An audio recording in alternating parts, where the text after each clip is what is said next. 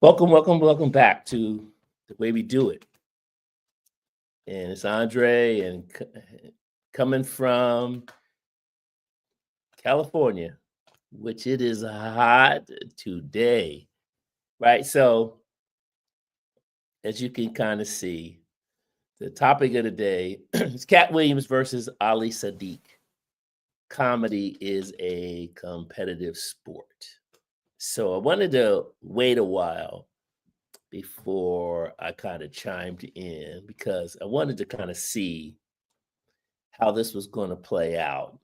And the reason why I wanted to do that is I think this is probably one of the better ways of talent like this playing things out in the marketplace and seeing how it react. And I'm really proud of how people kind of approached it this way. And my perspective, again, as I'm not a comedian, I'm not a stand-up comedian, I'm not a comedian in any sense. So I have a different position on the topic, on the subject. And because I don't have to take sides or things like that, I can give you a little bit more of a constructive feedback from what's happening. So you'll notice where a lot of comedians, when they have their own podcast and they're talking about this is where they got to be careful, because just the mere fact that they are comedians, stand-up comedians, and they're on the road and they're doing gigs and they're out in the marketplace, it's really hard to talk about this particular subject matter because it's going to put you on one side or the other. You know, I grew up, I was born in Philly. I'm an Eagles fan. It is what it is. You know what I'm saying? It's like, I can't be like, well, these other things too. Nope, can't do it. Right? You just gonna have to walk that lane, and it is what it is. I mean, one of my best friends, Mark, he's a what are they now? The Washington. I don't even know what they are now. The Washington, whatever. Well, they were Redskins back in the day, so I forgot. That's sad. But the W, I just see the W on their helmet. So whatever they are, Die Hard. He's Die Hard. One of our other friends, rest in peace. He was a Dallas fan to the end, and the three of us, you know, we'd be just struggling.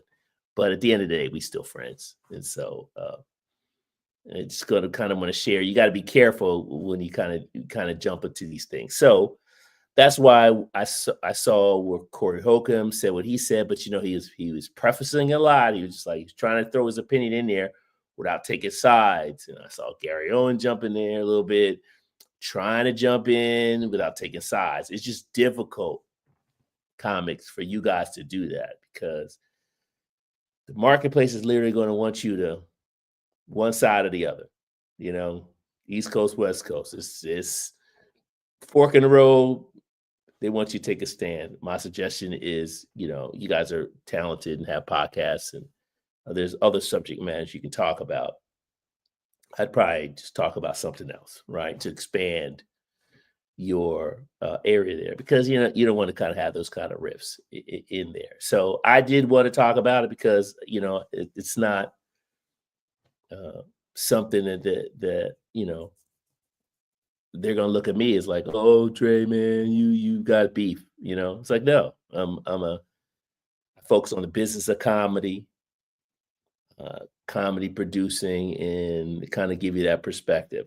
So before I start all of that, you know, thank you guys for going to my site, The Way We Do It TV. And, you know, I've been putting up some funny stuff for you guys, and you've been responding to it. And I'm going to continue to put up more clips on my site. So enjoy, you know, subscribe.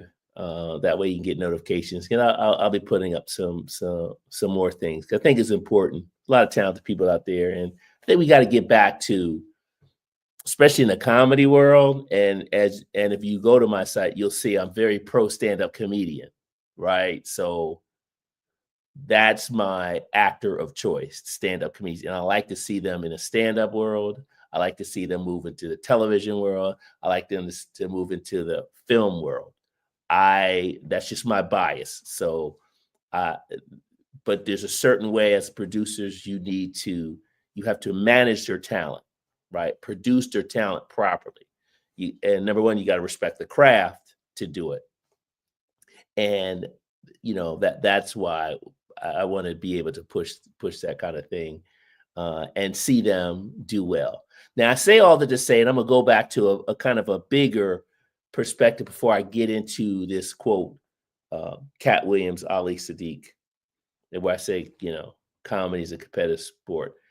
Black culture is a competitive sport. Black culture is just competitive in general. So when people are like, well, why can't they just get along? And da da da da da da da. It's like you're being a little bit naive about your approach to how Black culture moves. Everything we do in Black culture is competitive. And you don't even have to lie to yourself. If you go to a family reunion, you go to a picnic, your aunties is making potato salad. Whose potato salad is better? Whose sweet potato pie is better? Who's got the greens? It's always competitive. Whose little niece or nephew can sing better? It's just all we just, and I think because of that competition, it makes us better. Now, what we have to do is not get away from, it can't be mean spirited, right?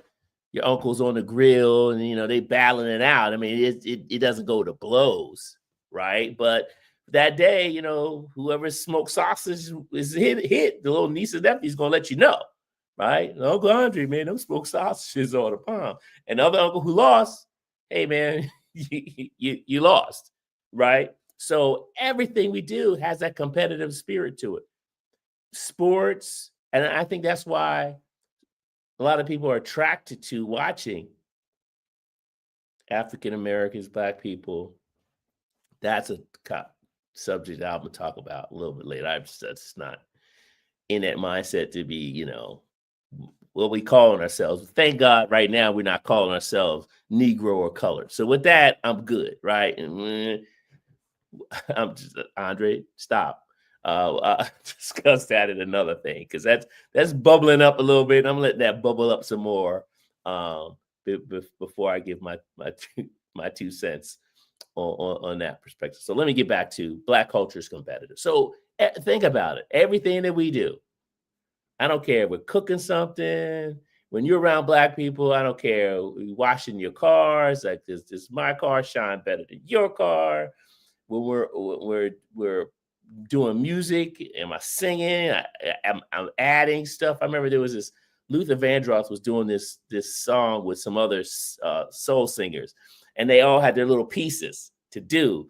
And each one was hitting their little pops, and they were da, da, and they were like woo, and he's doing all those little things. They were just upstanding each other. They were like, "Yo, I'm the bad one. I'm the bad one." So across the board, that's just in our spirit, and I think it's in for us it's in good spirit, right? Because it just makes us sharper.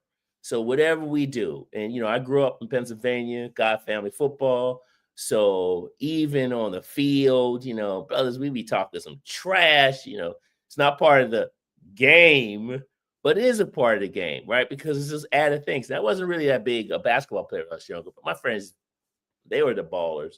And on that court, man, you come out of a street game and then you can then play like high school, like with refs and all that kind of stuff. That's why it always excelled.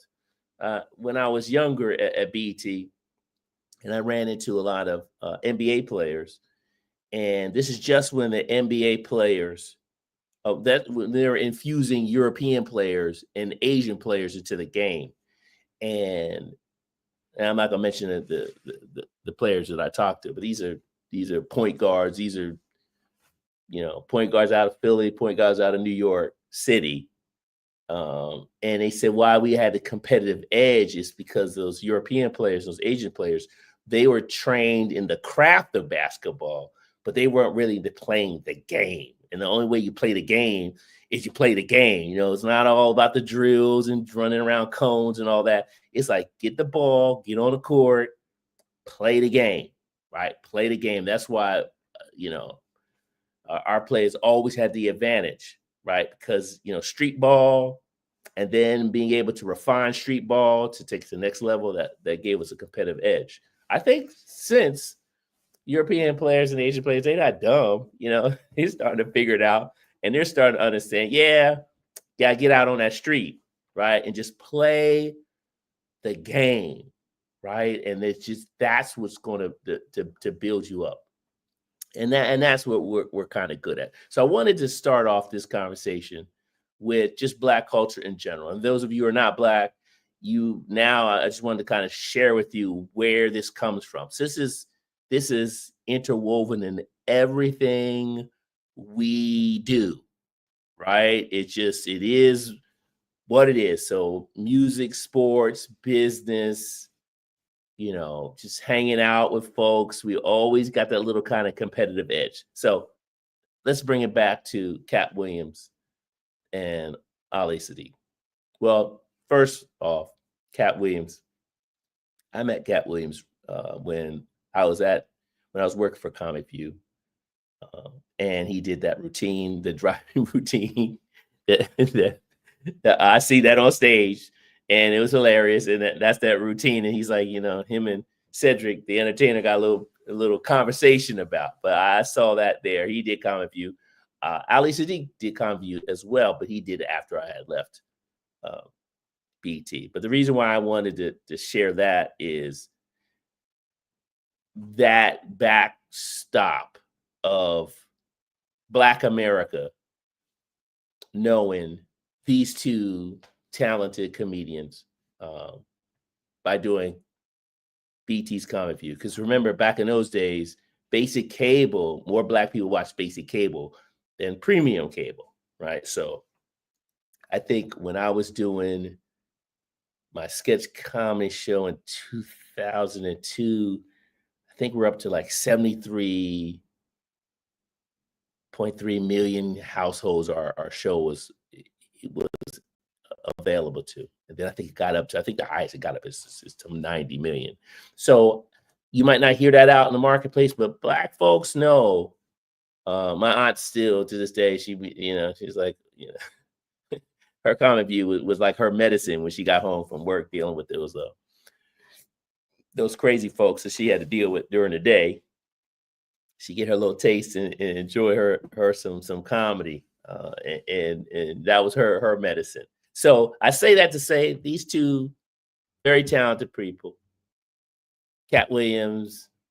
I believe Katt Williams is from Ohio, right? I think Katt Williams from Cincinnati, Ohio, and Ali Siddiq, he's from Houston, Texas. And I say that to say this last little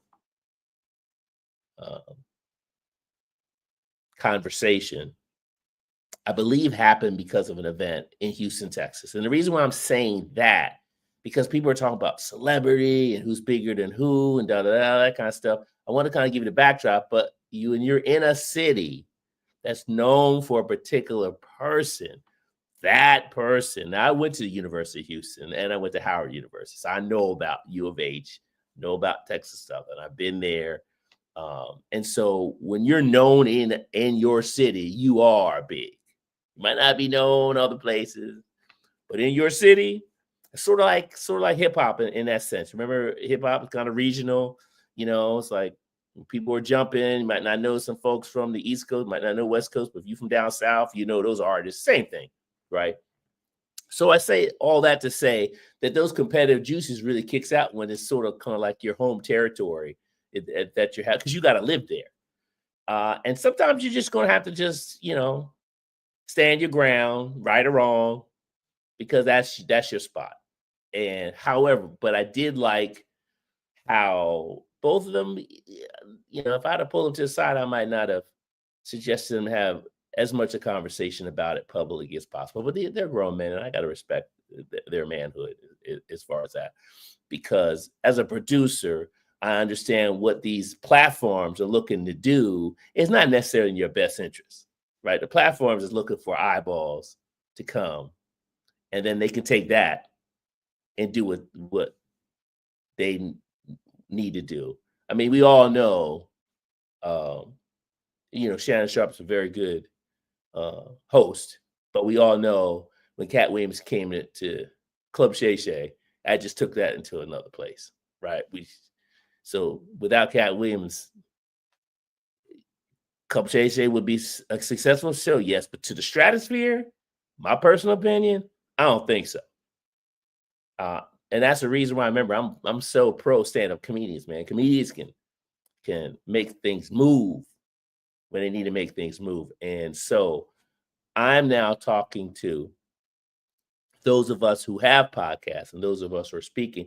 We have a responsibility not just to air dirty laundry for clickbait, but we got to be responsible for the bigger picture for it, right? So we have to be able to have a conversation about it, but just know where we don't need to push it as much. Because remember, when you're dealing with talent like Katt and with Ali, super talented, and you can't be a stand-up comedian without an ego. I mean, you can't do that with a lot of stuff, but you definitely can't do that with stand-up comedians because remember, they live and die on the reactions of their audiences. So they are built to be like, yo, they have to come at it. And because of people like us, and in my sense, a producer, I have to understand not to take advantage of that element because they're guns without triggers. Bow! It's out there, right? They don't be holding back. It's bow. That's who it is. So if you hire them, you gotta know how they move. If you want some that have a certain kind of conversation with them, or if you hire what I call like attack comedians, that they attack their audiences, they see someone in the front row and they're like, rah. And then you're like, no, I don't want you to attack the audience. So you need to hire a different type of stand-up comedian because you're not respecting what they do. And how they function, how they move, right? So with Ali Siddiq, and again, I ask you guys to watch both. Both of them are funny. They come with a different kind of presentation to comedy, and then that's the other thing you got to respect too. There's different types. You guys might not like each type.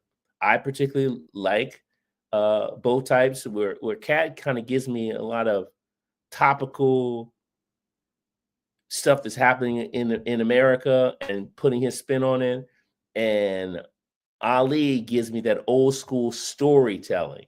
Kind of reminds me of Richard Pryor, where he kind of he starts the storytelling, and you can close your eyes and get into the story, right? It's a different kind of energy. I don't necessarily think it attracts the same audience as say a Katt Williams audience because they're there for different motivations, but they're equal in storytelling the way they do it. And I think that's the important part. So if you haven't had a chance, and again, to me, with Ali, he is more of a stand-up comedian that's staying in a stand-up comedian lane right now, where Katt Williams is stand-up.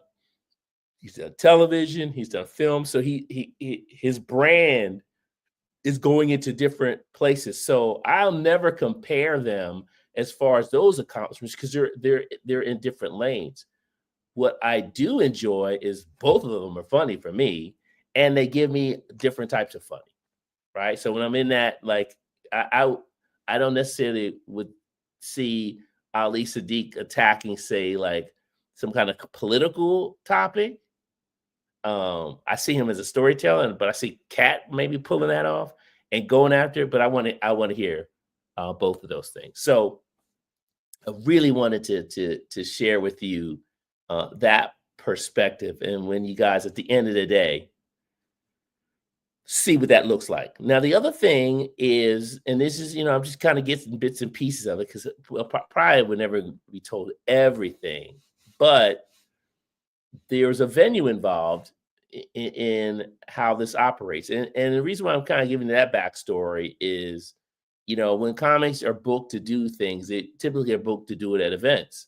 And there's some kind of promoter or event place, and you're signing some kind of contract. That's the other thing I wanted to kind of share with you guys as well. The business of comedy, right? The business of comedy on my shows, you just can't do my shows without signing a contract, right?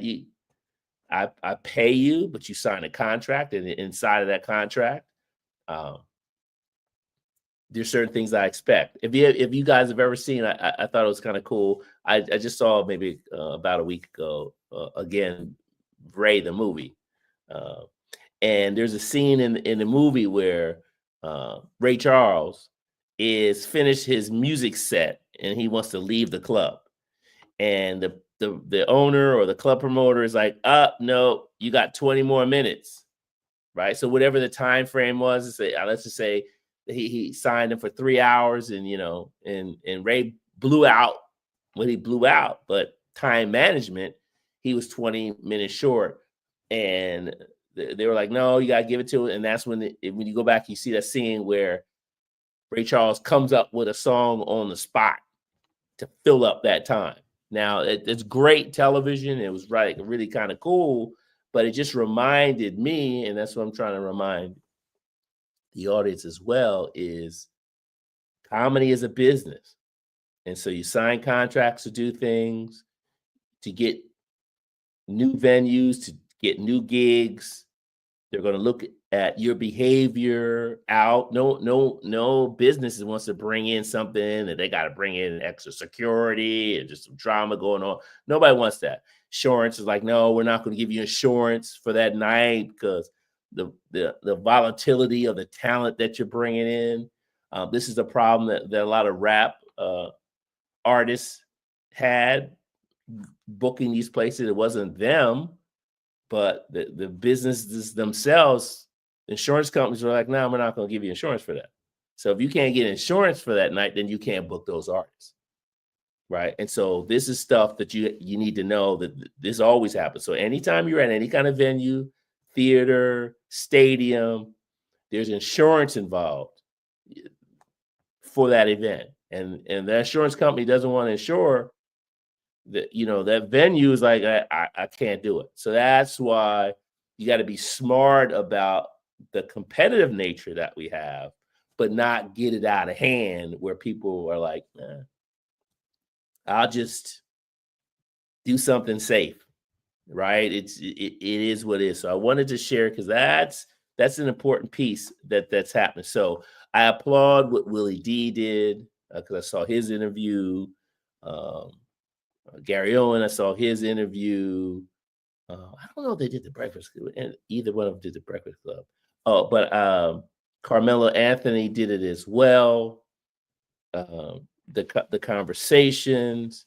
I would just say to my sports oriented podcast that comedy is just like sports, and you guys are honest with the beefs you guys have playing ball. Comedy's got the same kind of things. Now, the difference to me, in my perspective of what that competitive and how that beefing plays out as it relates to sports, is I don't see it like comics like basketball players, comics like football players, right? Because that's a little bit more of a team kind of thing to make your living. I kind of look at it like tennis, like professional tennis. You win or lose because of you, period. Right? People tune in to see Serena. She wins or she loses, right? And she can't blame nobody. It's like that young sister who beat that European lady, and she was like, "Oh, I had a bad game, and she won because you got beat." Right? So I always look at comics as like tennis players, right? Because all eyes are on you. When you're on that stage, you're performing your craft. It is you, and you can bomb, which all stand-up comedians tell you they had nights where they bombed, because it's just part of the thing, right? So you have that kind of, and so when someone asks you to turn that off for rationale or it doesn't work that way.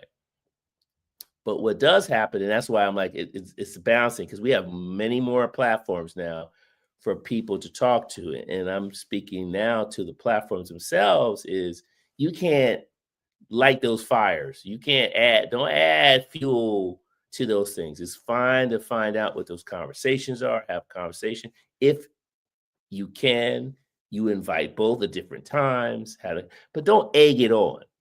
right? It's the egging on part. Like, he said, nah, you really just need to be able to let that breathe, let that walk through, but do it in such a way that at the end, we have some meaning to it, right? So again, most comics are going to have beefs with each other. From It could be from way back, it could be from yesterday. I mean, that's just the nature of their competitive edge.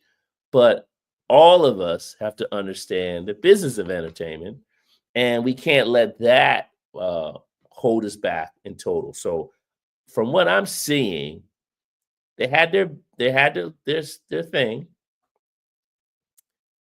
It was out there. Um, you have people picking it up and having a conversation about it. They still had their little digs because it's talent. I mean, it just is. It just is what it is. And you just got to know when to move on. And both of them are in the lanes of having successful careers, right? They're both talented.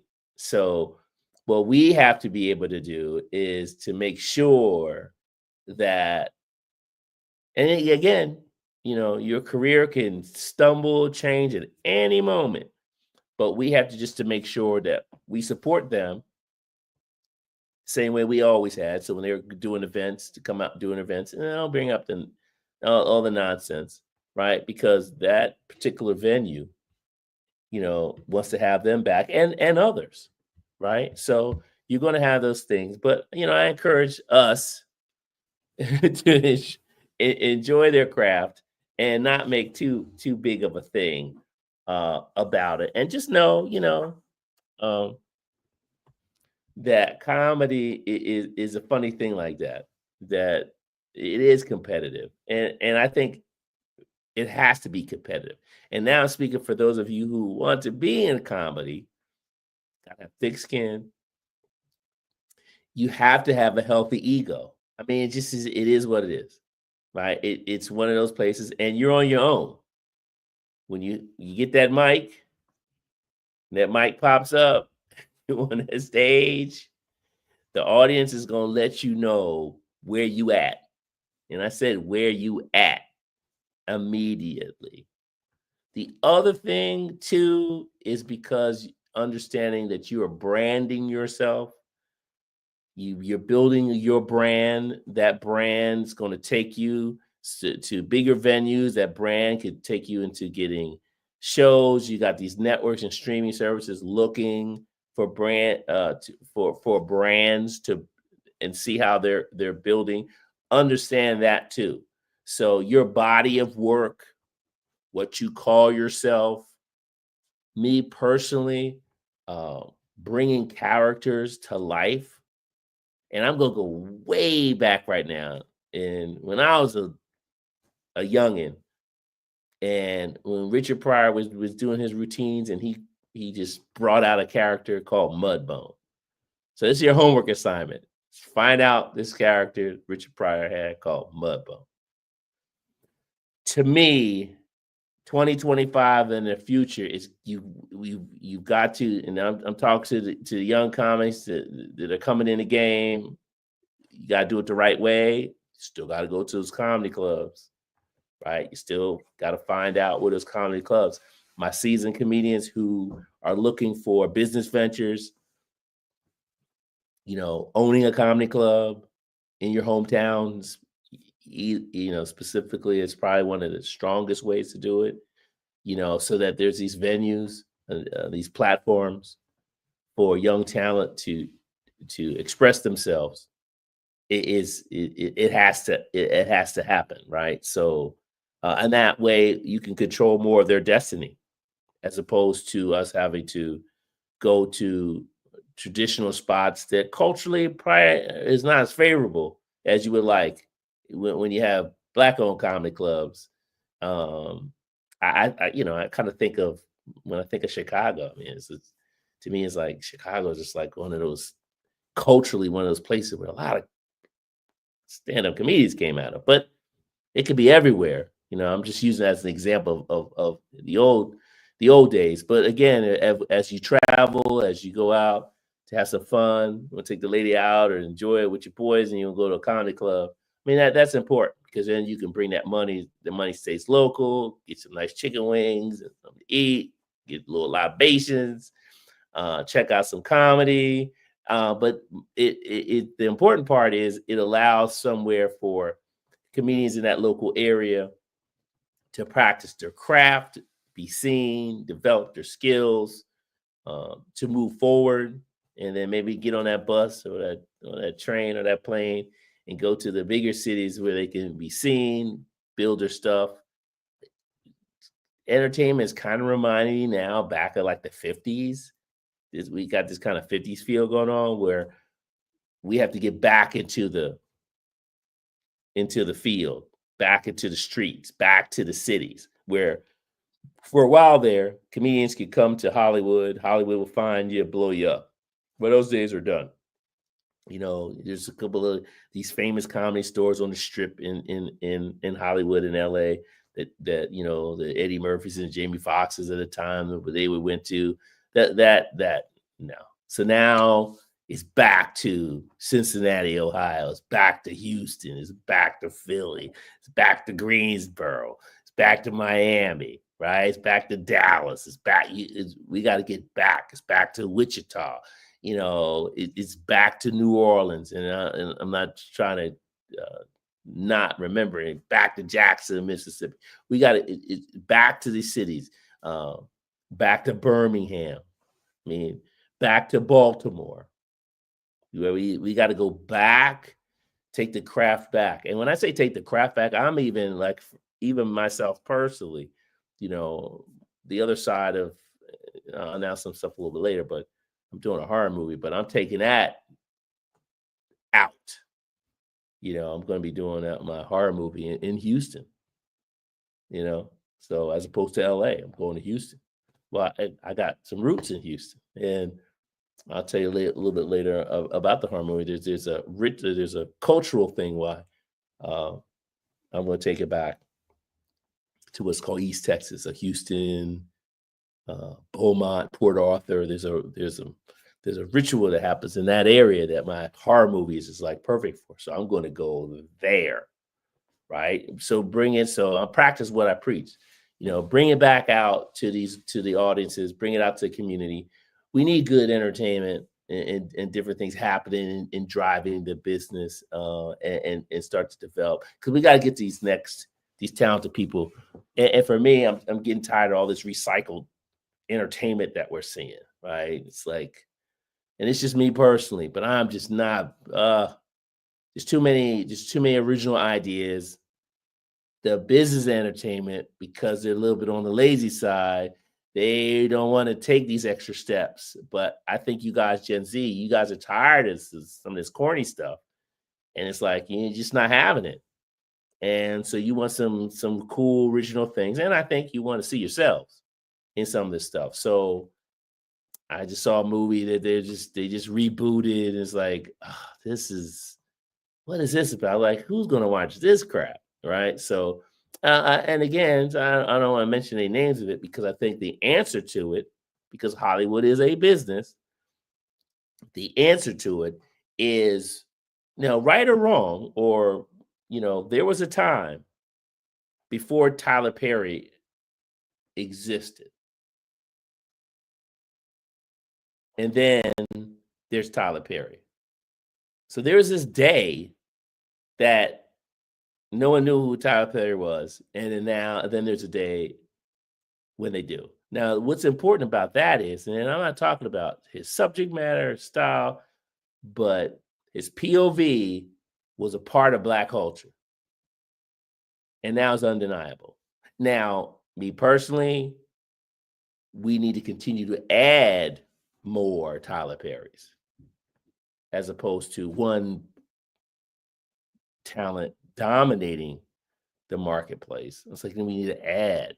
It's always better to have many more writers, many more directors, many more club owners. That's the whole idea. You know, the big subject matter we're talking about now in America is the American system. But you know, it's simple.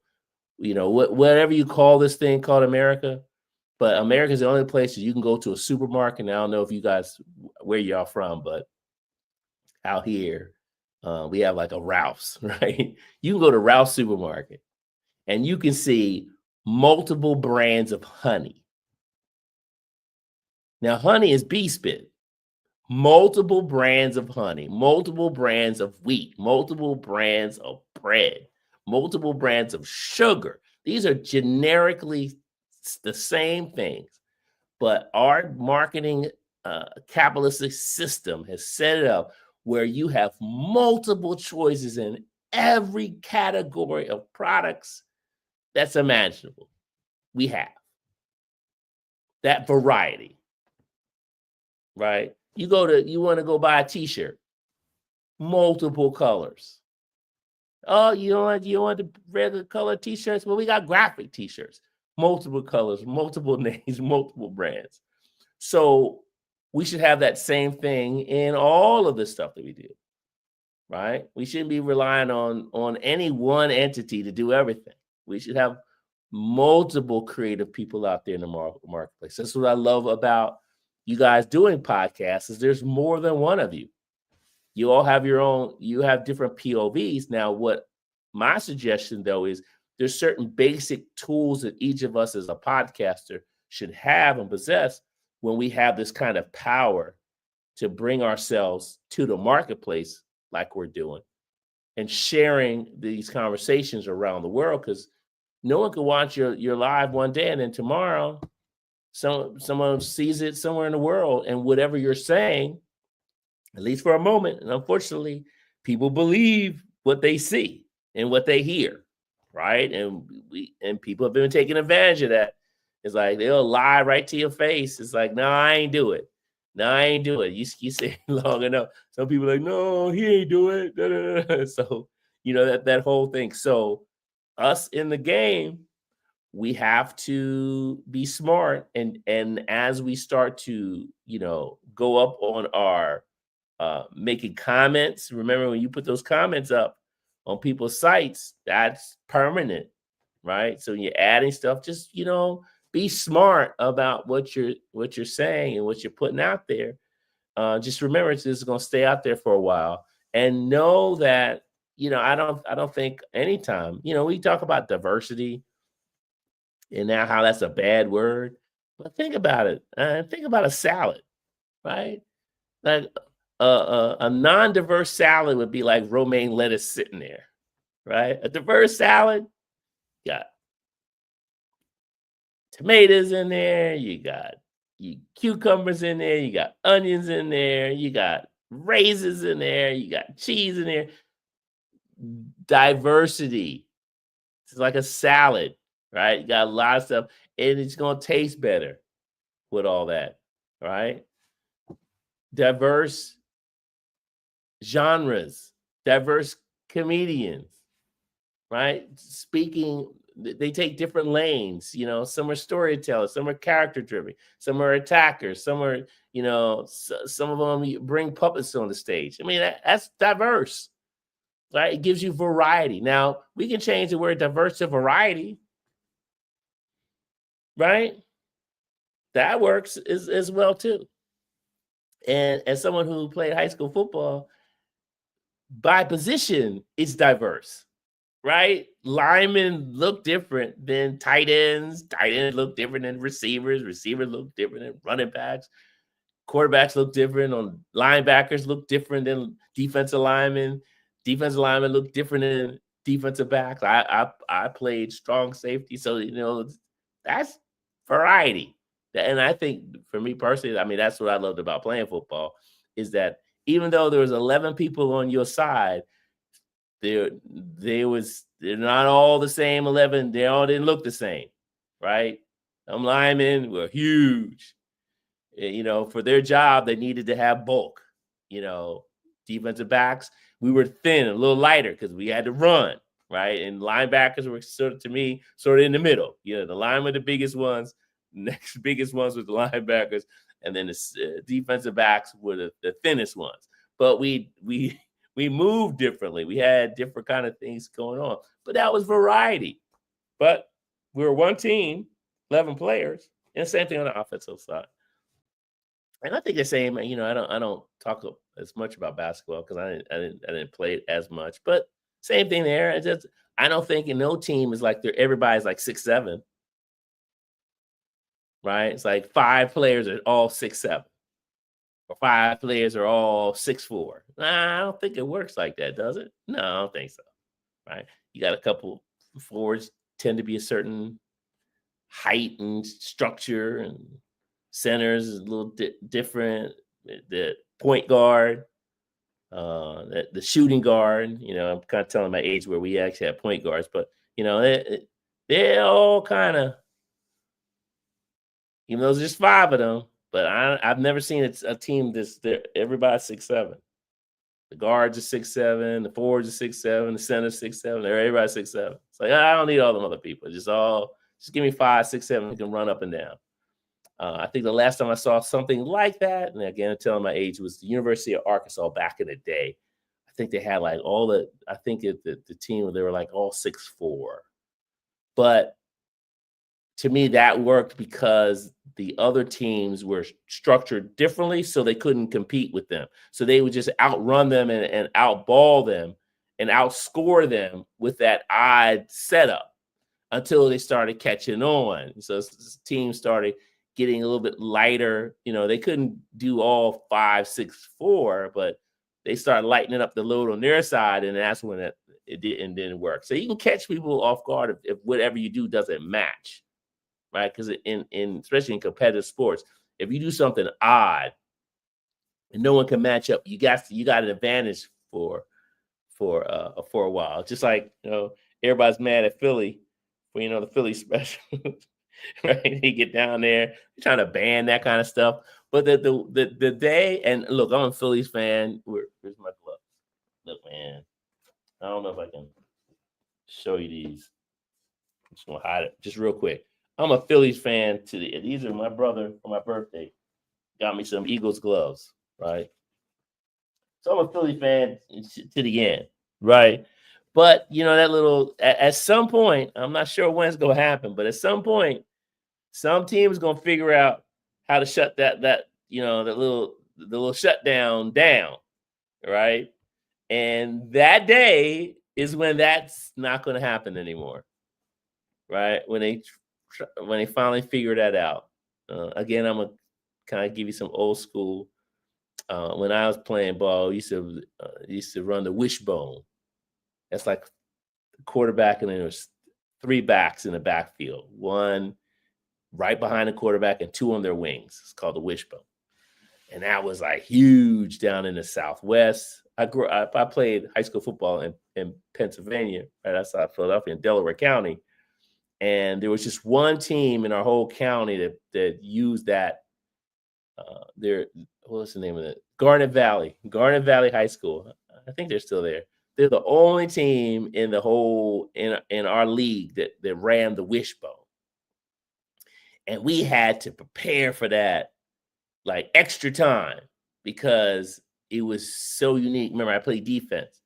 It was such a unique way of playing the game that we had to prepare differently for, because everyone else did like the kind of like pro set or the I set, but one team, I hate, they got on my nerves, right? And the thing about the wishbone is it's a very run offense, so there's very little throwing. So me, I was a strong safety. My assignment was the tight end, and when the tight end would go out, I would go out, and I was called on the strong side of the formation. But when we played the wishbone, the tight end really didn't do a lot of running out to catch passes. He blocked. So I had to become literally like an extra linebacker.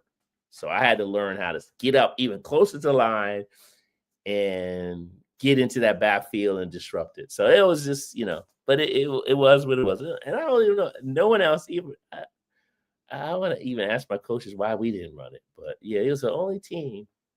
This is in Pennsylvania, in Delaware County. Garnet Valley ran the wishbone. That's crazy that I can still remember that kind of stuff. But anyway, I just wanted to kind of share that with you, and I just wanted to kind of talk to you a little bit about. And again, please, as you guys been doing, I read your comments on the site on the way we do it TV. So TWWDITV, the way we do it TV. I think did I put anything out? I think I put something up there yesterday. Some clips. I'm start. You guys love Lil Daryl. It's scary that y'all love Lil Daryl so much, but Ricky Smile, he's one of those. Right. So, uh, but you also have been responding to the celebrities that I've been putting up there, and that's the other thing that I wanted. We talked about Cat Williams, and we talked about Ali Siddiq and how they're moving forward with this. And I think they've moved forward, but I hope they're able to do some kind of business together. Maybe somewhere in the future. It might be a little too hot for them to do it now, or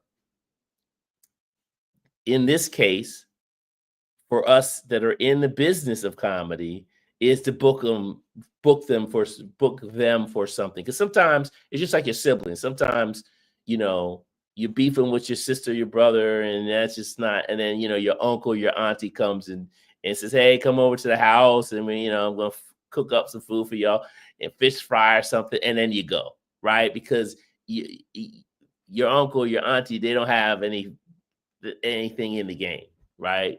And so it becomes, like the referee. So for those of us who have opportunities like that, I'm not sure where Ali is in. I don't know if he is wanting to do things in film or TV, if that's something that's in his wheelhouse to do. I haven't seen it.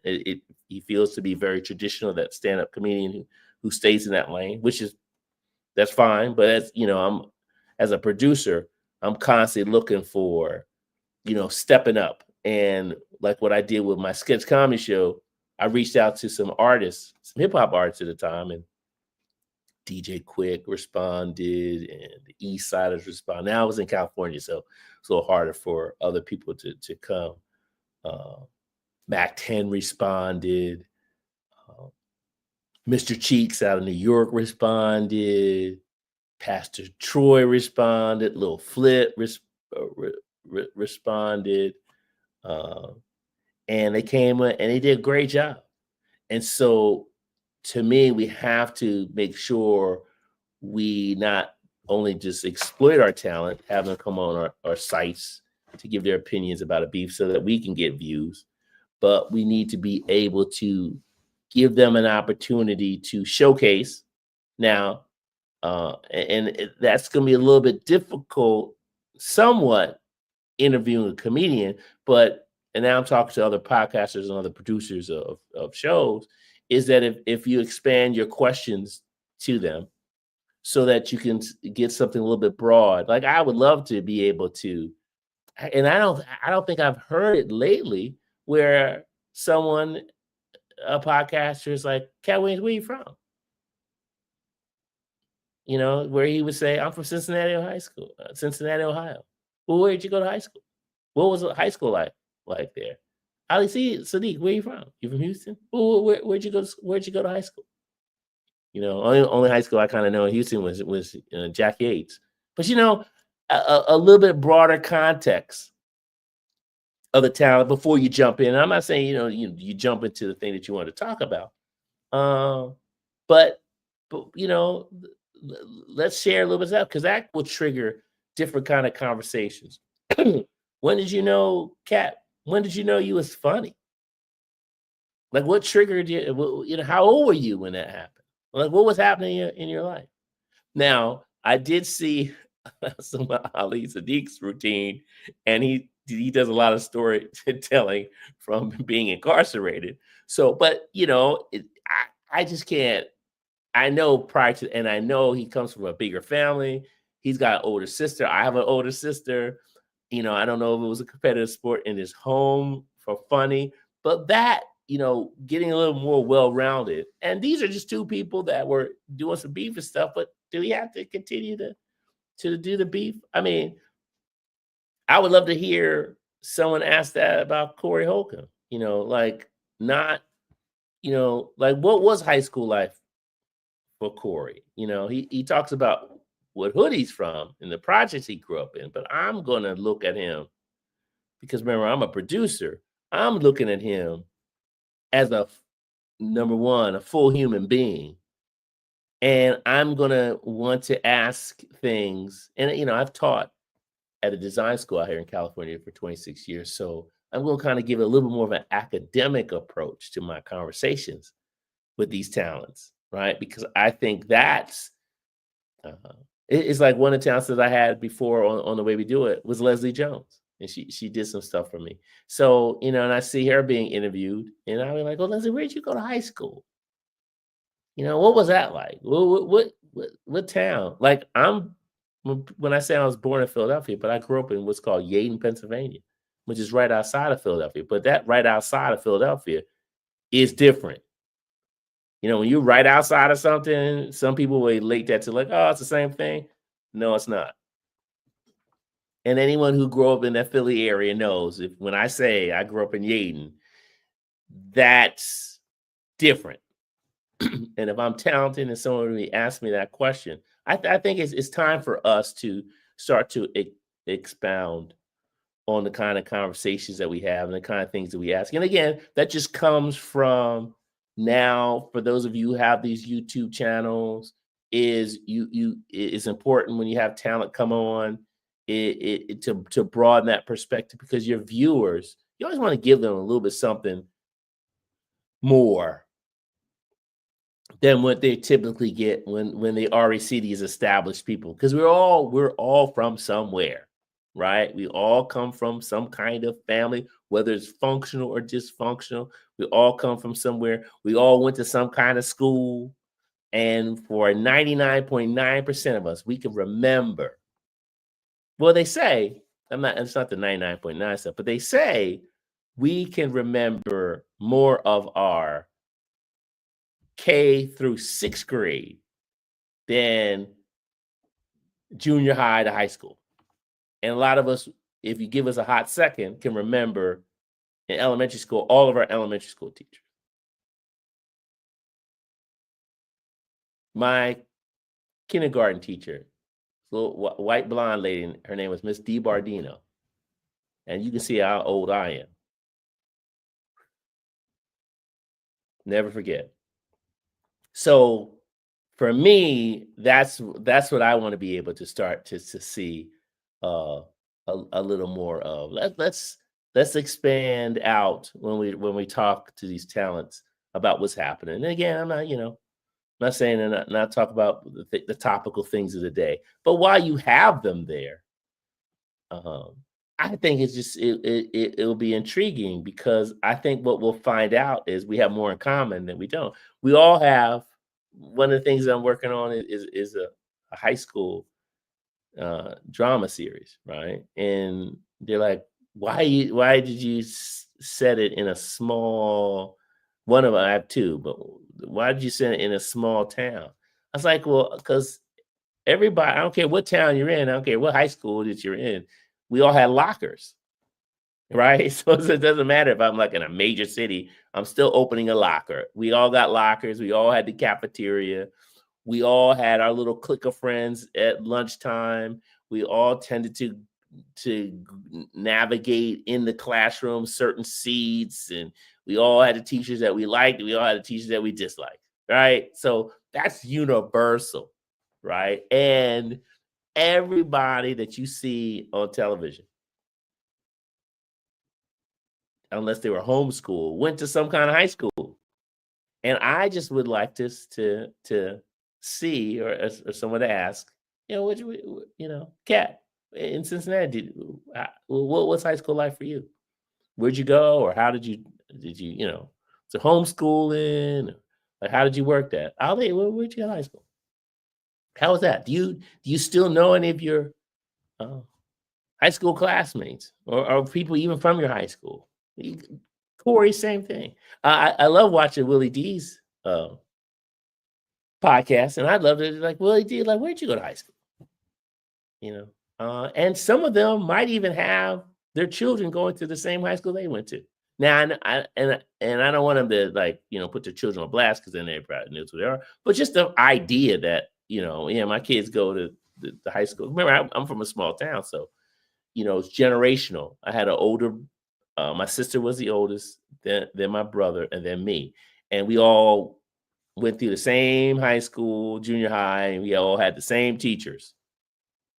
Except like in my kindergarten, because by that time, they were always turning over. The elementary school teachers turned over a little quicker. But we all went to the same. Now my elementary school, my high school were in the same block. One building was up front, K through 6, then boom, our junior high school and our high school together. And we had the same teachers. So I was the last one to come through. So they're like, oh, there's a Barnwell. So I didn't know what that meant because it was my sister. She navigated through high school a little bit different than my brother did. My brother's a little bit more rebellious. My sister was the calm, collective one of the two. And then here I come. So now these teachers like, okay, what do we have? Do we have your brother or do we have your sister's energy? So I was in those kind of footsteps. So it'd be kind of really cool to kind of find out about as we're talking to as we're interviewing talent, as to where they go. And maybe for those of you who are watching, why don't you the next time you're running into one of their lives and in the comment section, ask them that question. Hey, whoever. Hey, where'd you go to high school? Man? Do you remember your elementary school? What's your hometown? Right? Because like for me, people are like, oh, okay, he's from Philly because they'll say I was born in Philly. But I'm gonna be honest with you. I'm like, no, I grew up in Yaden, Pennsylvania. Like, what the heck is Yaden? What's that about? And went to Yaden High School, which no longer exists now. It's a junior high school, but that's something maybe with some fame and some money I could figure, I could fix in the future.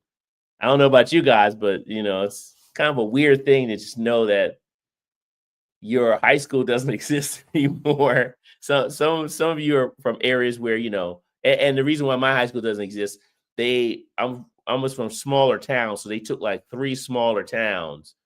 For me, it was Darby, Colwyn, Lansdowne, Alden, and Yaden were small towns, and they put all of them together to then create this school called Penwood. I don't know. Even to this day, I'm like, I don't know what that is because I didn't go there. So I don't know if some of you guys have, when they consolidated and put you together, what you lose. But for those of you out there who still your high school yearbook, I don't know. Do they even still make yearbooks anymore? I don't know. Tell them my age.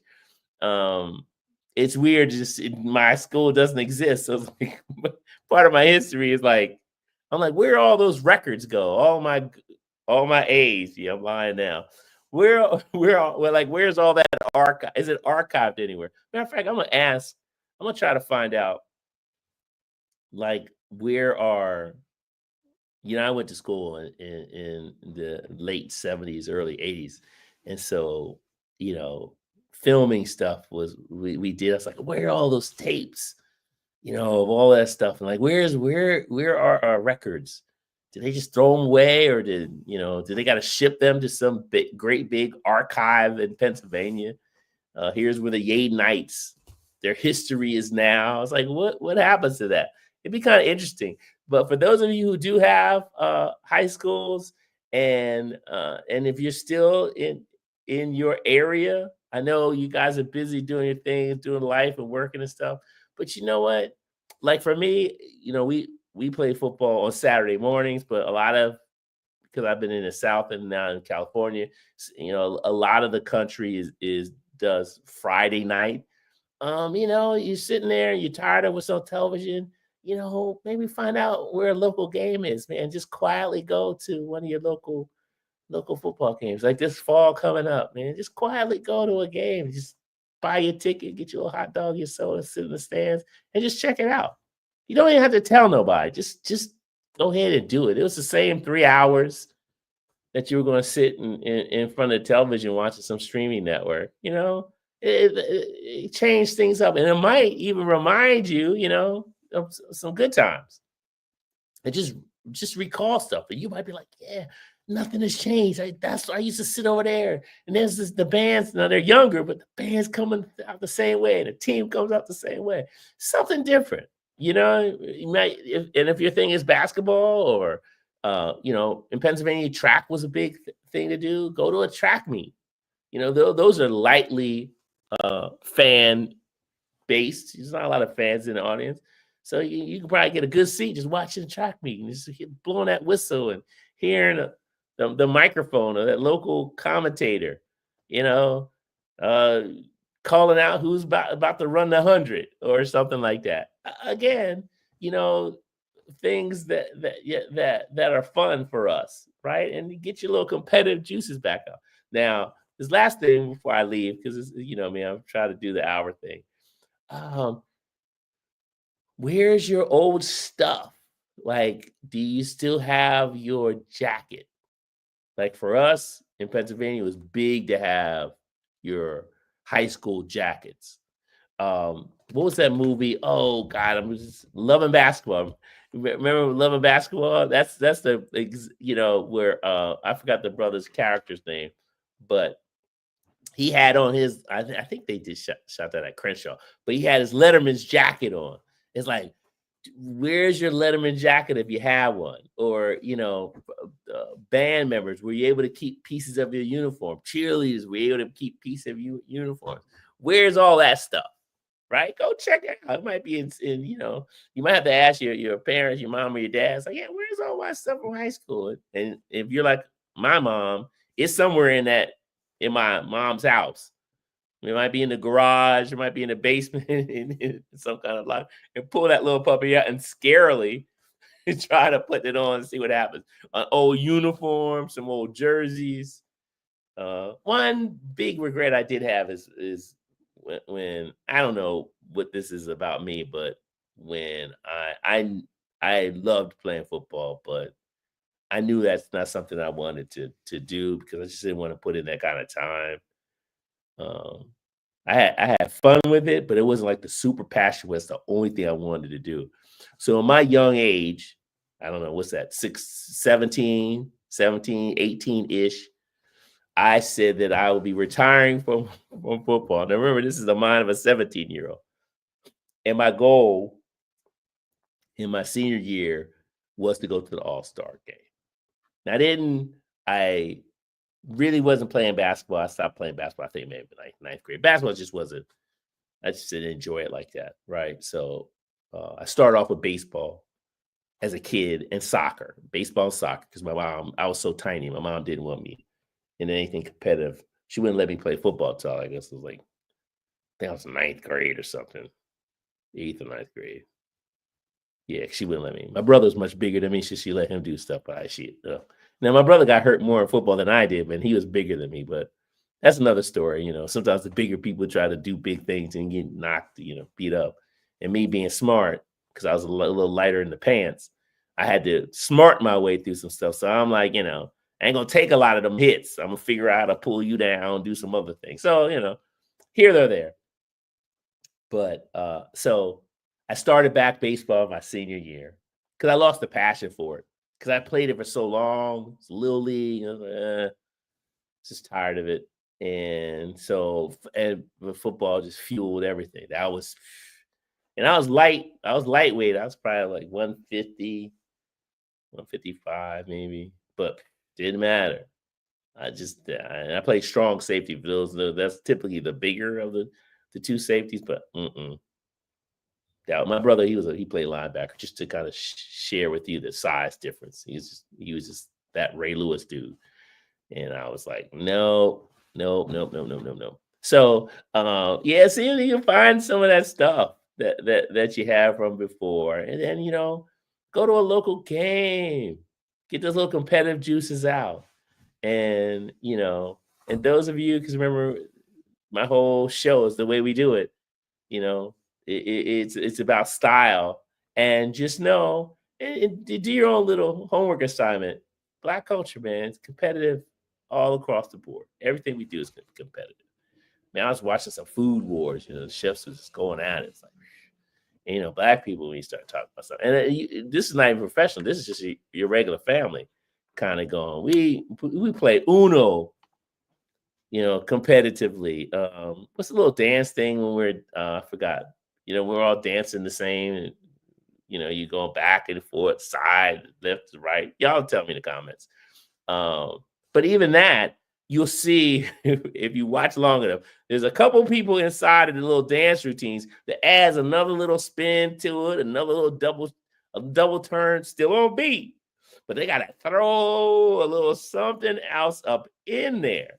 It's always something just like a little. Now, I wish this would come back because I grew up with roller skating rinks, indoor roller skating, and even with that, is everybody got their little swag, but there's someone that just adds another little extra swag. There's how they lace up their skates is different, and then then they start, and then someone out of nowhere, just some little nerdy person out of nowhere swings through and it got a whole different kind of move. And everybody's like, damn. Right. So that just permeates us. So and the reason why I'm just sharing a lot of this stuff with you this time is that it's important to understand how our big culture is. And it's important to understand that we're just competitive by nature. It's probably part of our survival mechanisms. We had no choice. Remember, we got to be better than everyone else just to compete. And so it is a positive skill. However, we just got to know the power of it. And for those of us, remember, we got friends, we egg them on to fight. We can't do that, right? Yeah, man, you should knock them out. We can't do that kind of stuff. So let's not do that with our talent, right? Let's not do that with our talent. Let's respect them. If they got some issues or some beefs with each other, let them play that out, but not add fire to it. We don't need to gaslight that kind of stuff, so that we could do some other things. And again, if nothing else, folks, the next time you're on one of their sites, ask them in the comment section, because a lot of them will. I know what's cool about why I watch Corey's 5150 is he will eyeball the comment sites. Now, I'm not sure about some of the other ones, but I know he does because I watch his. He will eyeball the comments and put up there, say, Corey, where'd you go to high school? That would be kind of cool, right? This is to kind of get that kind of flavor into, so that we're just not constantly just ripping people apart, but understanding the totality of people, right? And we all are from somewhere. And in this game, this entertainment game, yes, it's a rough game. A lot of my friends that I've been with aren't in it anymore. They're out of it, because it's a marathon. You gotta just know how to move. I put 12 years in at BET. It wasn't the end all of that. I took those skill sets to move forward, to do other things with it. I'll never say anything bad as far as the opportunity Bob Johnson gave me, because at that time, I know Tyler Perry had mentioned how many millionaires he's made. And I can't really, it's nowhere, I'm a producer, so, and I'm a former budget director, so I'm looking to verify that. It's like, okay, you made the statement, that's nice, but let's verify that. But what I do know about Bob Johnson is that he put more people above and below the line that look like us than anybody else. And what I mean by above the line positions in television, below the line positions, that's just like producers. Typically, creative people are on the top. Below the line people are more your technical people, your stage managers, your camera operators, jibs, editing, and then above you had your producers and your talent, your production assistants, all that. That's what's called above the line, those producers and talent. And when you see a credits, typically the above the line people come first, and then you'll start to see the technical people, the people that actually put the production together.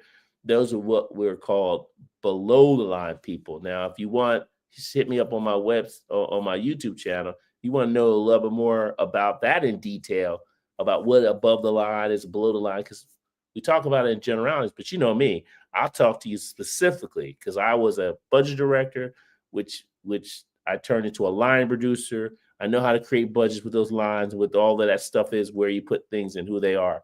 So if you want to know those kinds of things, gaffers and utilities and all the things that you need to actually put a show together to produce that product, go to the Way We Do It TV and hit it up there, and I read them all and go there. But I wanted to say that as that BET thing kicked in when Tyler said that, and I was like, well, just like for me, I'm a writer, producer, and director now because of the company Bob Johnson put together, Black Entertainment Television.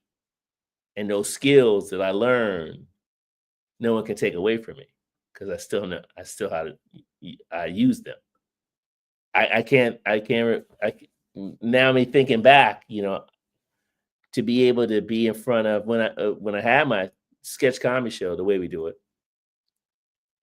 the second season, when I directed it, I was directing it from a truck, and it was a 4-camera shoot. A jib arm, which is like this wide arm that kind of zooms down on things. Then I had 2 stationary cameras, and then I had a handheld camera. It means that the operator can move that one around.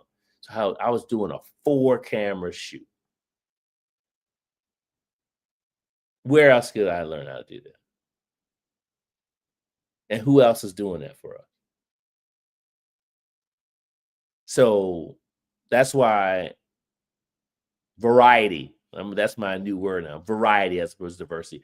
Variety, bringing those kind of skills to the marketplace. So now I'm just not paying top talent money just to be top talent, but who's actually, it's very interesting when what determines what a Black show is. Have you ever seen a Black show and then they show all the people that made that show, like visually, come in front of the camera and show the people who actually did it, who they are, what they look like? And is it Black owned? Is it Black managed? Is it Black run? 3 totally different things.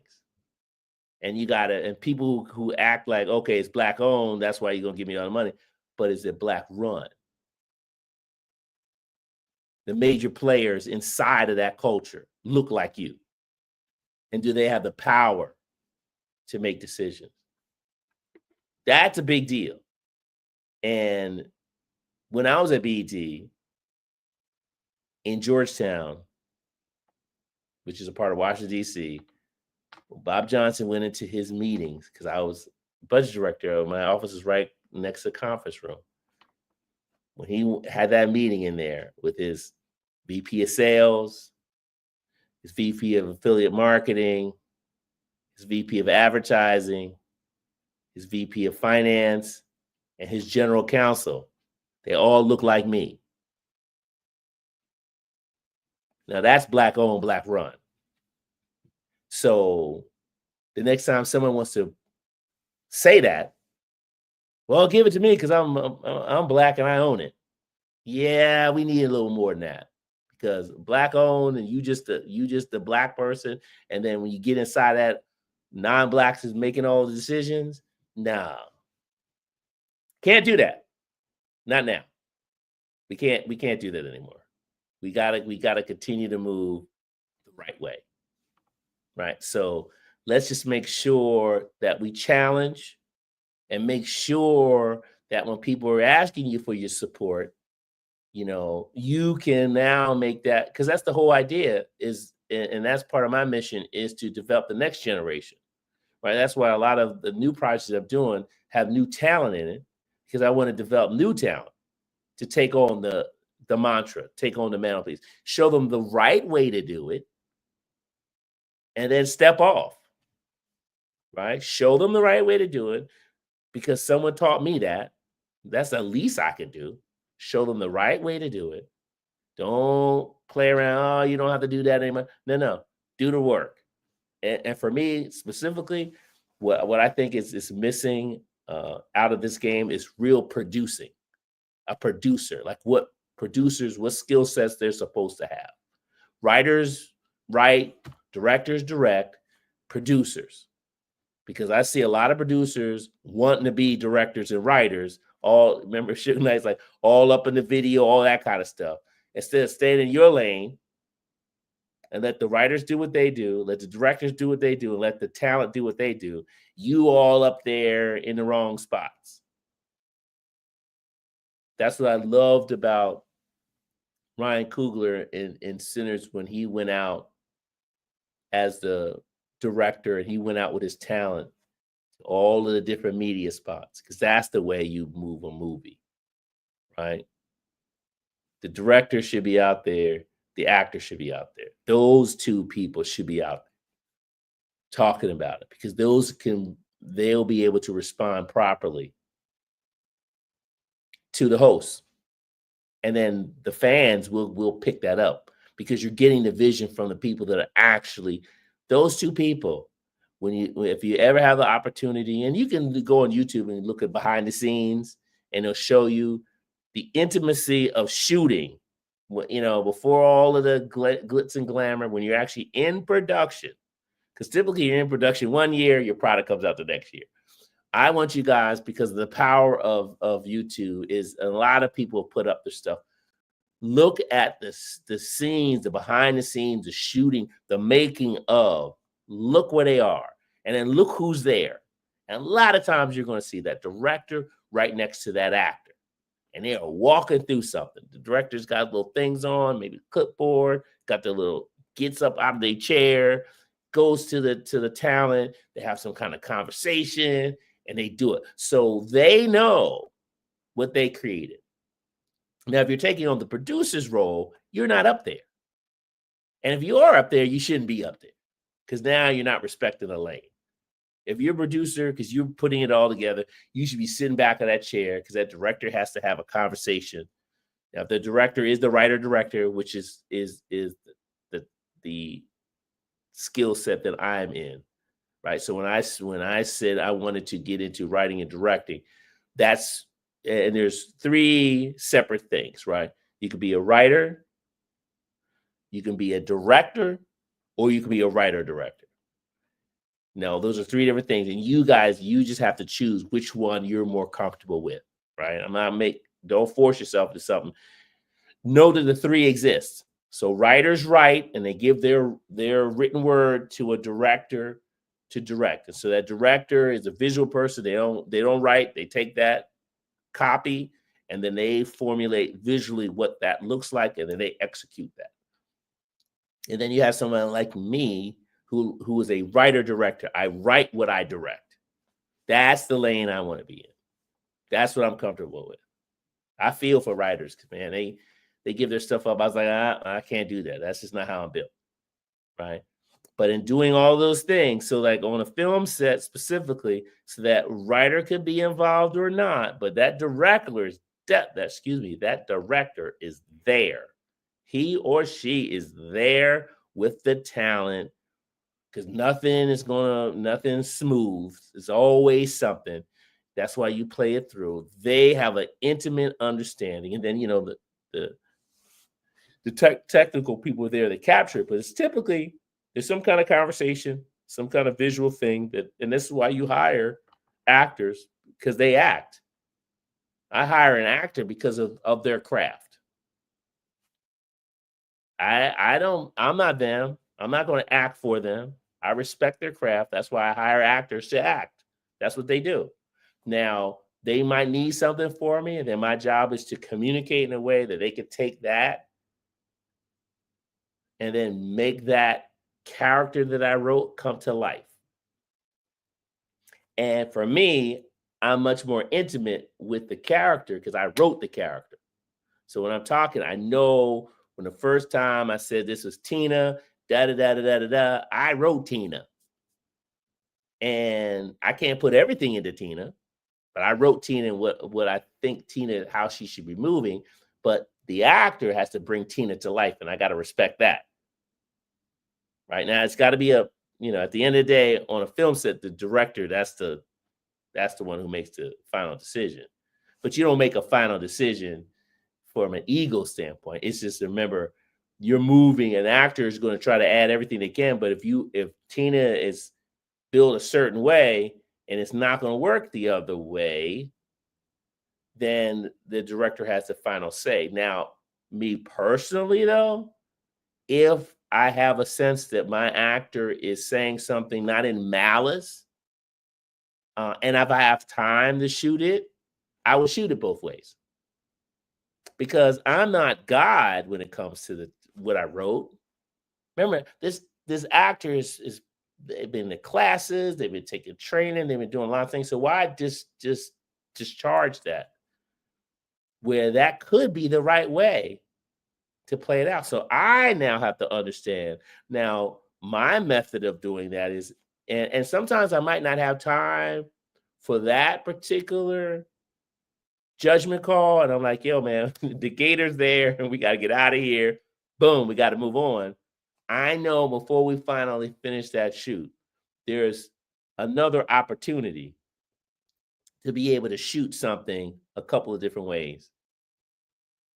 And I'm shooting it a couple of different ways because of input that my talent has brought. Because at the end of the day, in editing is when it comes to life. You shoot all the raw stuff, but in editing, that's what you edit the thing together to make the movie or the television show. And that's just how I do it. Because to me, that lets my talent know that I respect them, and they know that, hey, Andre, if he can do it a couple of times, he'll do it, and then we figure it out later on, he will do that. Or if he might be like, no, I wrote it to do it a certain way, then they can respect when I make my decisions. And I'm respecting them because I didn't hire robots. Even if they're brand new talent, they're still talent. They still have a POV that's different than mine. And the smart person, if I have time, I would do that, because we all are not going to always bring those key things together ourselves. And don't let your ego think you know it all. The smart person, yes, it's like a director is like a ship's captain, right? This boat has got to go from the port of Long Beach to the port of San Francisco. I know that's where I got to get to. Well, there's a lot of different ways of getting there. I can swing way out to the Pacific Ocean coming. I can stay real close. I know where I need to get. And then there's other people on that boat that could be like, Captain, hey, there's this little channel that you can swing through. It'll save us 2 hours. I checked the depth and da-da-da-da. And I'm used to going the other way. And I'm like, you know what? I might need them 2 hours, because we got someone on board who's not feeling well. We need to get them. We need to get up there to Port of San Francisco and get them to the hospital as soon as possible. So that's where the respect of the craft comes from. You notice, even when I talk about the stand-up comedians, you got to respect their craft first. You got to respect what they do, and they move a certain kind of way. Good and bad, they got their things.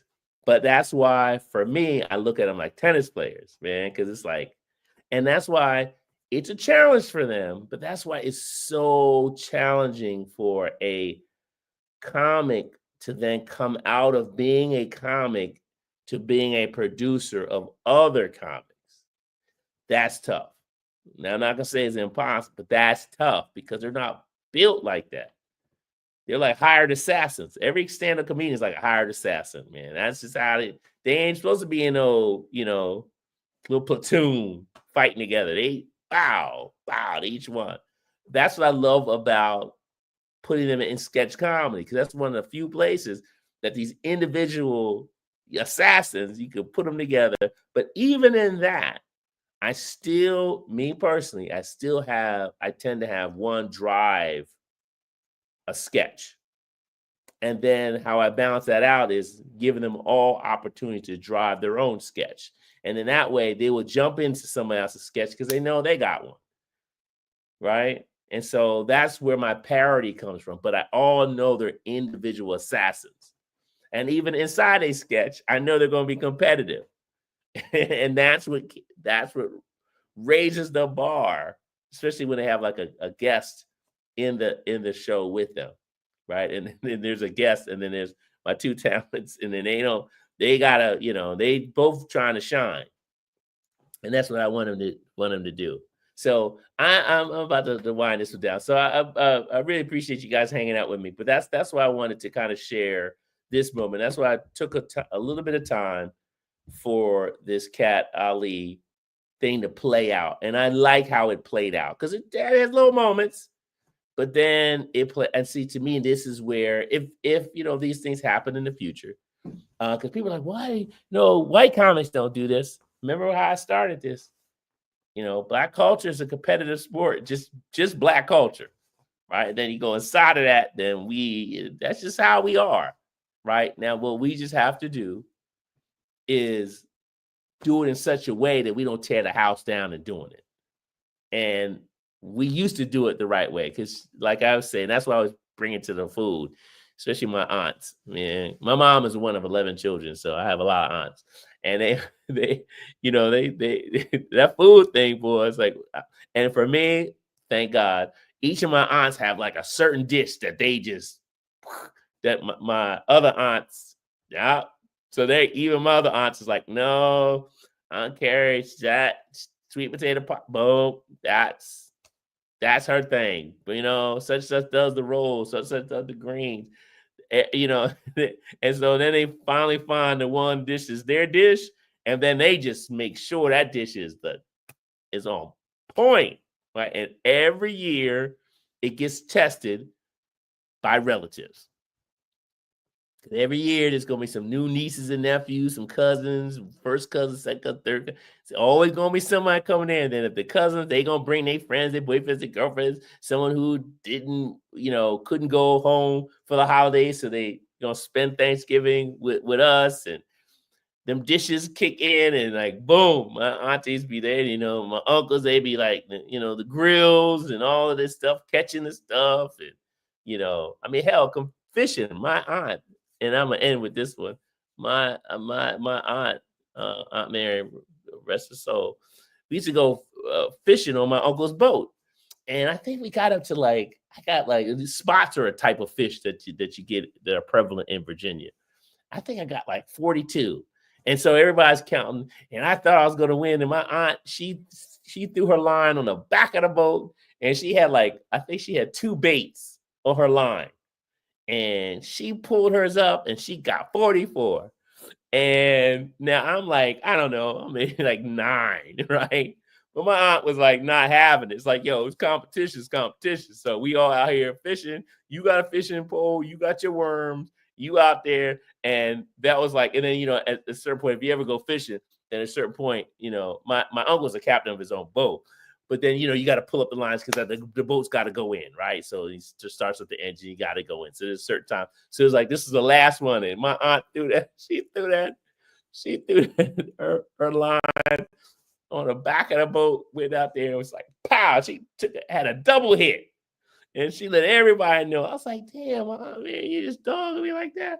But then I just realized, but I knew that wasn't it wasn't evil. But it was just my aunties and my uncles, yo, hey,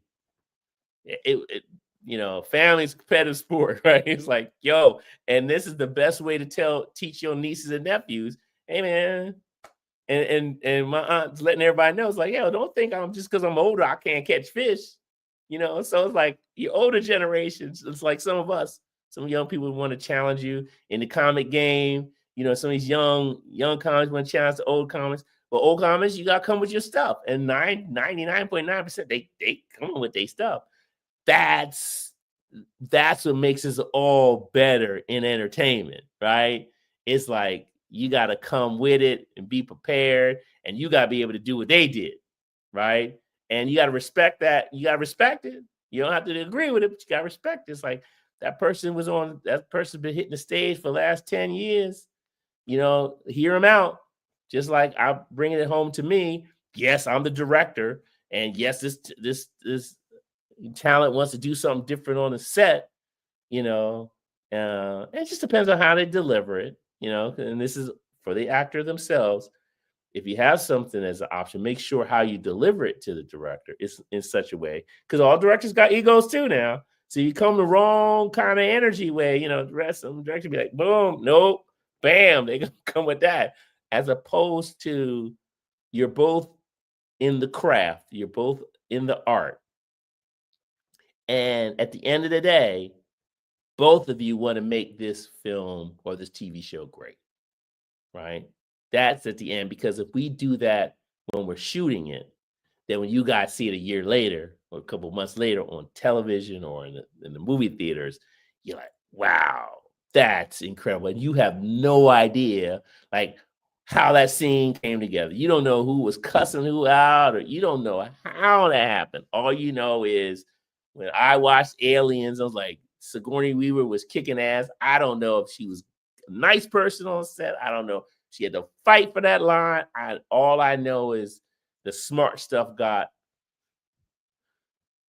on the screen, and it was where I paid my money, and I was like, yeah, this is what I'm talking about. So I'm always going to take this kind of approach with you guys, is to give you those other things that you're just not hearing about, that make these things move, and then how we can, as viewers, as fans, and especially those of you who love to make comments up in those, those on people's pages, just make sure that some talent doesn't read those comments, right? So, and some do.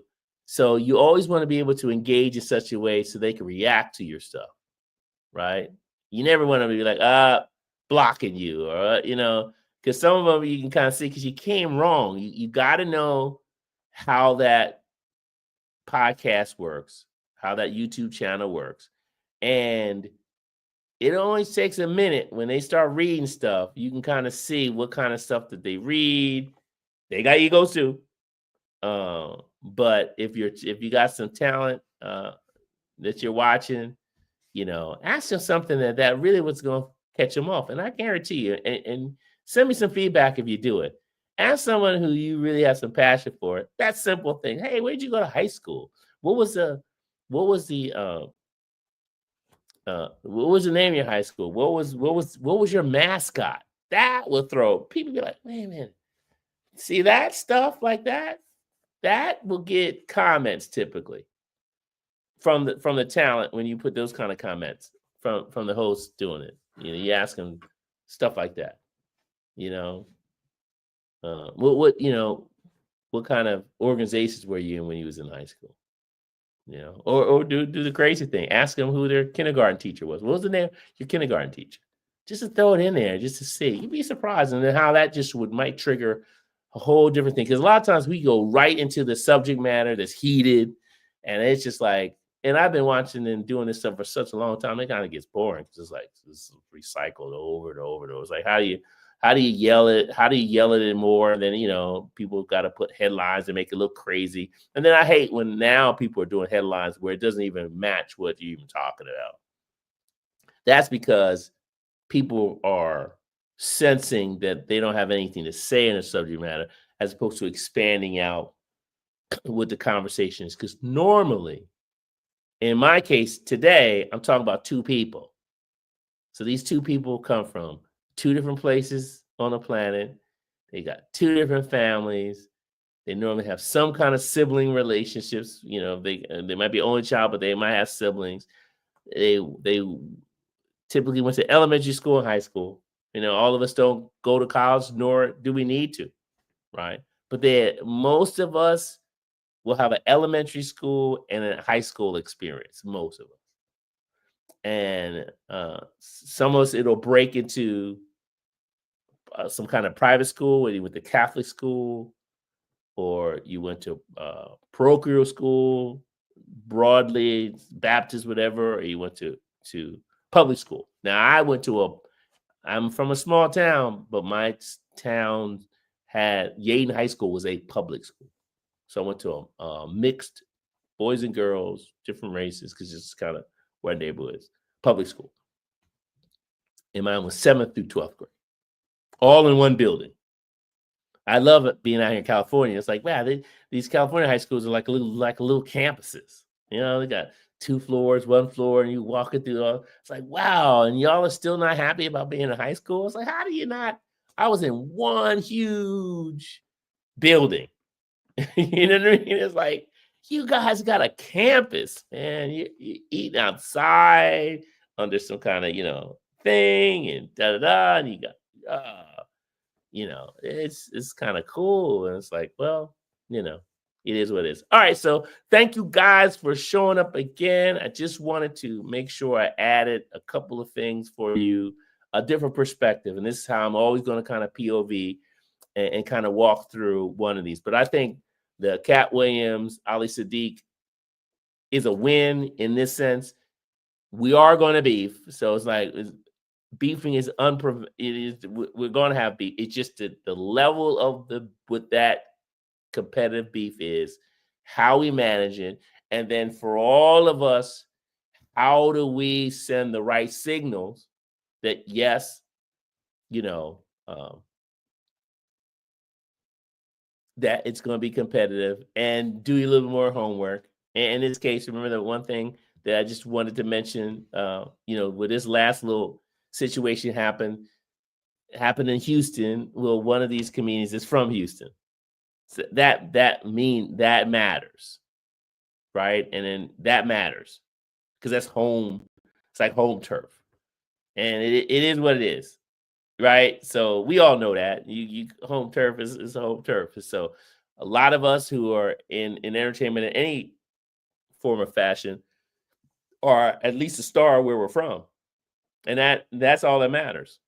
I remember, gosh, I keep saying I'm going to shut up, but I remember a Asian basketball shoe company. Not gonna mention the name, but they were similar to a Nike as far as the kind of money that they're at that stature, and they wanted to hire some black athletes, black basketball players, and they were willing to, like, whatever Nike offered the player, their contract. I'm just using this number. Let's just say they got $40 million to wear Nike shoes. This other company would double it. Just double it. So the 40 be 80 or 20 be 40. Just double it. And they were quite surprised. This Asian company was quite surprised they didn't get a lot of the athletes to sign on with them. They're doubling their money. Can you imagine 20 million and we get 40? And then you're thinking, like, what in the world? Why wouldn't you just not take that? Well, number one, a lot of those athletes are already paid, and they're paid. They're not starving people. And then you got to understand what's important to a athlete, especially basketball players, right? Because they come from typically an urban environment. I have a cousin who, I don't want to put him on blast, but I think he was the best point guard to come out of Philly. And for you to do comments, he went to Temple, right? Legend to this day. You go back into any Philly, he's from West Philly. Went to West Philly High, but I'm not gonna mention because he might yell at me. But you go to any barbershop in West Philly and be like, da da da, yep, right? Just that kind of stature. So I say that to say this: these hometowns where these players were from, I don't care if it's from East St. Louis or from Houston, wherever city you're from. Typically, you have an AAU program there, some kind of local basketball program there, like in the streets of New York. Wherever you were there, I was able to do business with Kenny Anderson up there. So he took us to Left Rock City, where that was from. Stephon Marbury, I was able to do business with, brought me up there to where they're from. These are legends.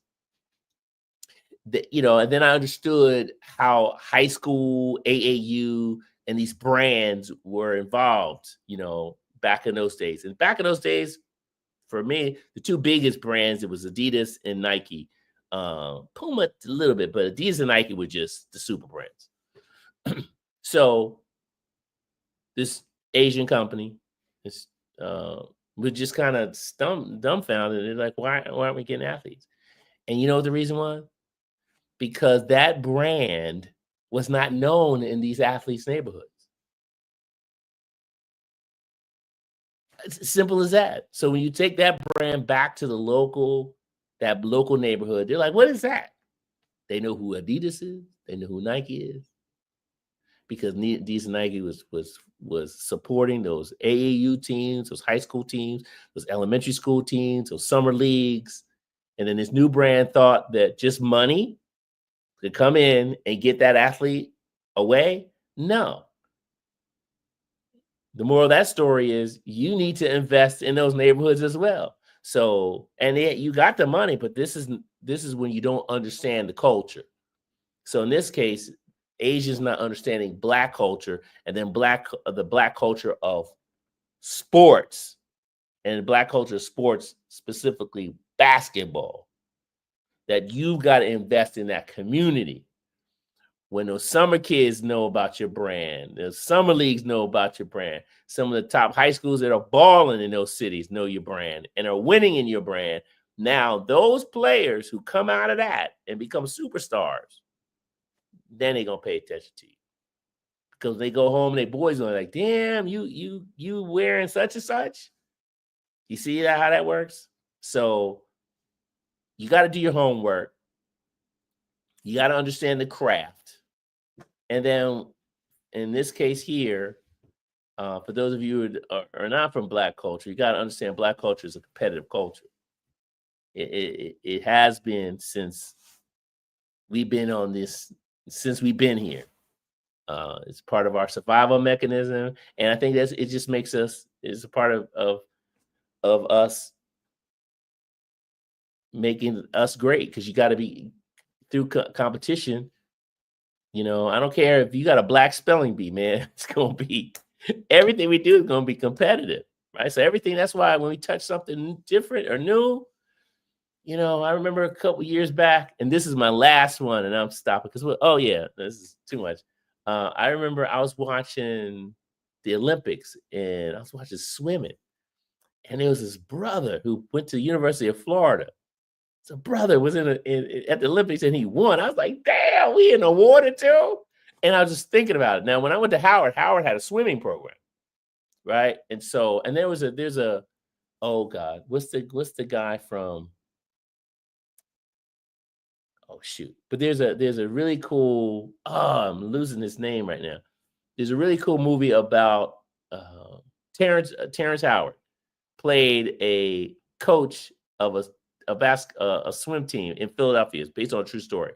So if you ever get a chance, Terrence Howard plays a shoot. And my Philly people are going to just die if I don't. I got to give you this title, because this just reminds me of like why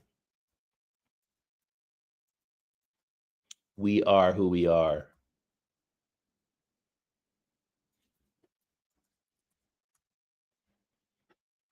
Oh yes, it's called Pride.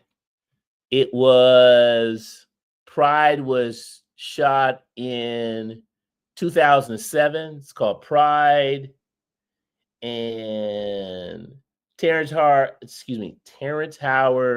Bernie Mac, Kimberly Elise, and Tom Arnold were the major players. Great movie to check out. You can probably get it on YouTube some kind of way, but it's called Pride.